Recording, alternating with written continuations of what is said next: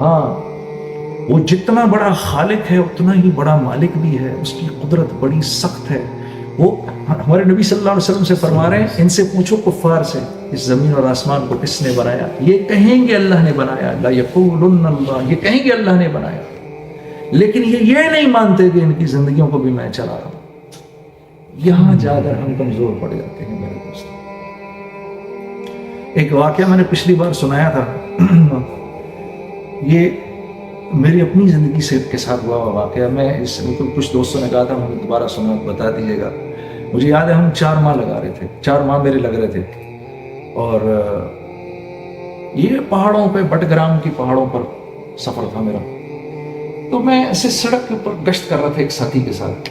وہاں کا ساتھی ہے ہمارا، وہ کراچی کا میرا ساتھی تھا. ہم دونوں ایسے گشت کر رہے. تو میں نے اوپر دیکھا سامنے ایک آدمی امرود بیچ رہا ہے، ایسے کر کے اس کی وہ جوٹ کی اس کی ایسی وہ ٹوکری ہے، ٹھیک ہے، اس کے اوپر رکھے ہوئے ہیں، وہ امرود بیچ رہا تھا. صرف جاتے جاتے اس نے مجھے دیکھا، میں نے اس کو دیکھا. تو میرے ساتھی سے کہا چلتے چلتے ایک آدھ امرود ہی کھا لیتے. اس کے پاس گیا تو اس نے کہا جی آپ لوگوں کو، میں نے پہلے تو کہاں سے آئے ہو؟ جی ہم جماعت میں ہیں. ماشاء اللہ ماشاء اللہ. کیا کرتے ہیں آپ لوگ جماعت؟ ہم نے کہا جی بس اس طرح ہم نکلتے ہیں، لوگوں کو اللہ کی طرف بلاتے ہیں. اچھا تو کیا ہوتا ہے اس میں؟ پھر میں نے اس کو کہا یار اس بزرگ کو اس عمر میں اس کو میں دعوت دیتا ہوں، اس کو تو اس طرح لگتا ہے وقت بھی نہیں لگا ہوا. تو میں نے دڑا دڑ اس کو دعوت دینی شروع کر دی. ساتھی نے بھی دعوت دینی شروع کر دی. اس نے کہا آپ نے کتنی پیاری باتیں کی، کچھ اور بتائیں مجھے. ہم اس کو کچھ اور بتاتے رہے. پھر اس نے امرود کاٹ کاٹ کے مجھے کھلایا کہ دیکھو یار میں اور تو کچھ نہیں کر سکتا، آپ کو یہ امرود کھلاتا، میرے پاس لال امرود ہے، یہ کھاؤ آپ، اور ایک بات مجھے یاد رکھنا. تو مجھ سے پوچھنے لگا آپ کیا کرتے تھے؟ میں نے کہا جی میں تو گانے وانے گاتا تھا کسی زمانے میں. تو اب کیا کر رہے ہیں؟ میں نے کہا جی اب تو کچھ نہیں کر رہا، بس آپ کو روزگار ڈھونڈوں گا. تو مجھے کہنے لگا دیکھو یہ امرود بیچتا ہوں میں، تو یہ امرود جو ہے نا اس کی تعریف کرتا ہوں میں سارا دن، اس پر اللہ مجھے رزق دے رہا ہے. سوچو اگر میں اس کی تعریف کروں گا تو مجھے رزق نہیں دے گا، تو تم اس کی تعریف کرنا. اس کے جملے مجھے آج تک یاد ہیں اس بابا کے. اس دن شب جمعہ تھا، جب ہم بعد میں جا کے مرکز پہنچے تو پتہ چلا کہ وہ بڑگرام کے امیر تھے، خدا کے بندے، اور مجھ سے کہہ رہے مجھے دعوت دو. تو ان کا یہ بیان تھا ادھر. تو میں یہ سوچ رہا تھا کہ یہ اسلام ہی ہے، یہ دین اسلام ہی ہے، یہ اللہ سے اور اس کے رسول سے نسبت ہی ہے کہ امرود والا جو ہے وہ آج منبر پر بیٹھا ہوا ہے اور بڑے بڑے علماء اس کو بیٹھ کر نیچے سن رہے ہیں. یہ محمد صلی اللہ علیہ وسلم سے نسبت ہی تو ہے. تو عزیز دوستو اپنی حیثیت کو پہچانا، ہاں اپنی قیمت تو پہچانا. ہم نے اپنی قیمت اتنی گھٹیا لگائی، ہم نے اپنے آپ کو اتنا ہم نے یعنی یقین کرو اللہ کے وعدے سچے ہیں، اللہ کے وعدے سچے ہیں، ہمارے یقین کمزور ہے. یقین کرو تجارت سے، مال سے اور حکومت سے کہ ملنے پر کوئی وعدہ نہیں. نماز پر وعدہ ہے، سچ بولنے پر وعدہ ہے، حلال رزق کمانے پر وعدہ ہے، آنکھوں کی حفاظت پر وعدہ ہے، کان کی حفاظت پر وعدہ ہے، زبان کی حفاظت پر وعدہ ہے. پکی بات ہے. صدقہ دینے پر وعدہ ہے، پکی بات ہے. کہ نبی نے قسم تھوڑی چیزوں پر کھائی ہے، صدقے دینے پر تو قسم اٹھا لی کہ جو صدقہ دے گا اس کا مال بڑھے گا. لا الہ الا اللہ. اب یہاں میں دیکھ رہا ہوں کہ یہ مال ہے، یہاں میں دیکھ رہا ہوں وعدہ ہے. یہ 2 راستے ہیں دنیا کے، ایک انبیاء کا راستہ ہے اور ایک مخلوق کا راستہ ہے. مخلوق کے راستے میں شروع کے اندر آسانی ہے، بعد میں پریشانی. نبی کے راستے میں شروع میں تھوڑی سی حجت ہے، پھر راحت ہی راحت ہے.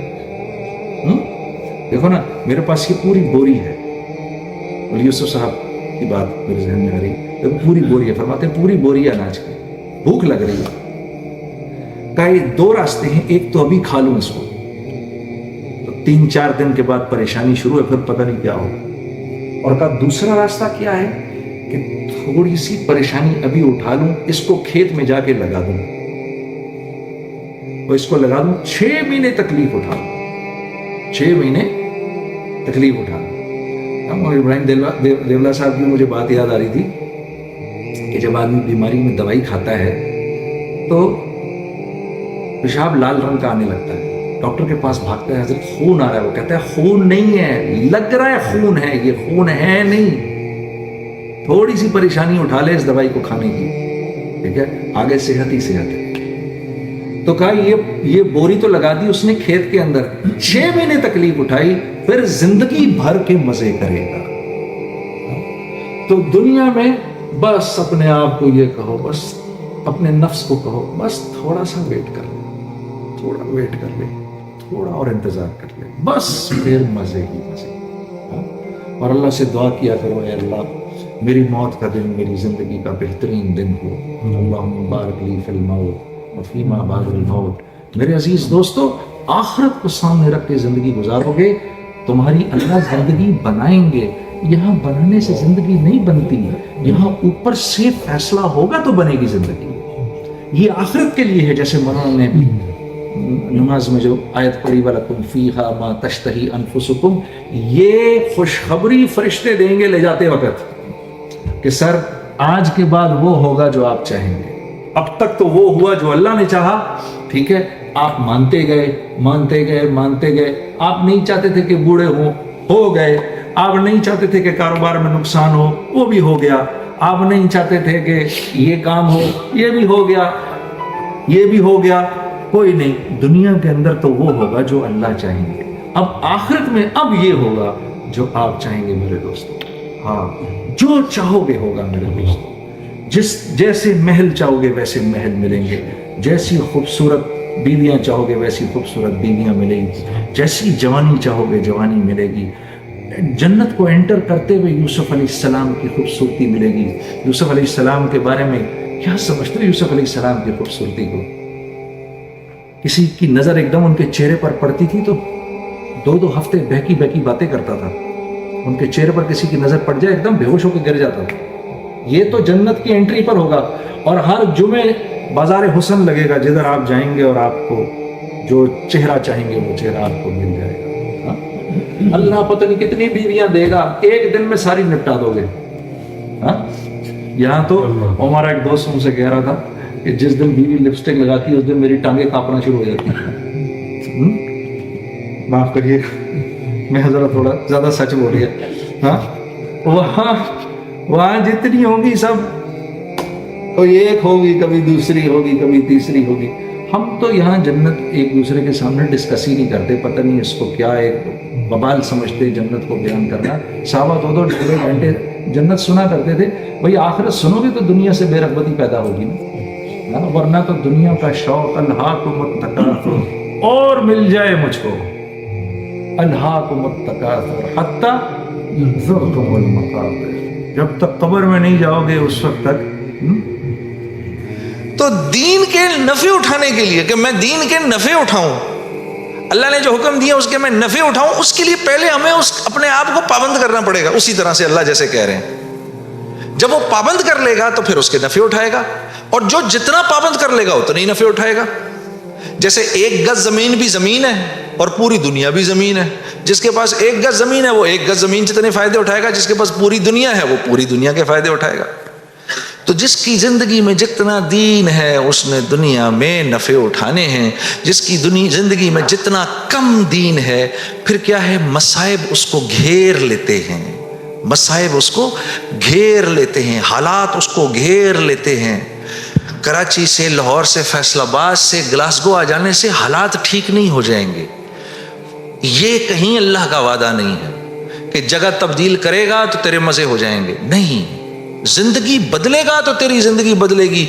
चाहे तू गुर्बत में है, चाहे तू अमारत के अंदर है, चाहे तू वजीर है, चाहे तू महकूम है, چاہے تو دکاندار ہے چاہے تو کارخانے دار ہے، اگر میری مرضی کے مطابق چل رہا ہے تو دنیا کی زندگی تیری ایسی بناؤں گا، دنیا کی زندگی کو تیرے لیے جنت کا نمونہ بناؤں گا۔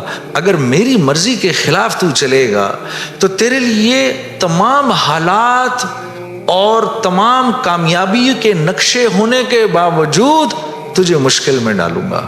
اور میرے عزیز دوستو، یہ ازل سے لے کر آج تک ہو رہا ہے اور آج سے لے کر ابد تک یہی ہوگا۔ اب آپ لوگ یہاں کیوں آئے؟ کبھی آپ نے سوچا بھئی آپ گلاسگو کیوں آئے؟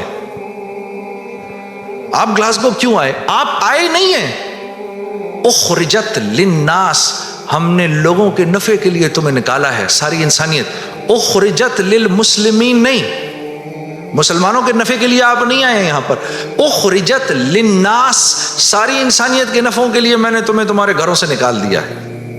یا اللہ ہم نے کیا نفع پہنچانا ہے ان کو؟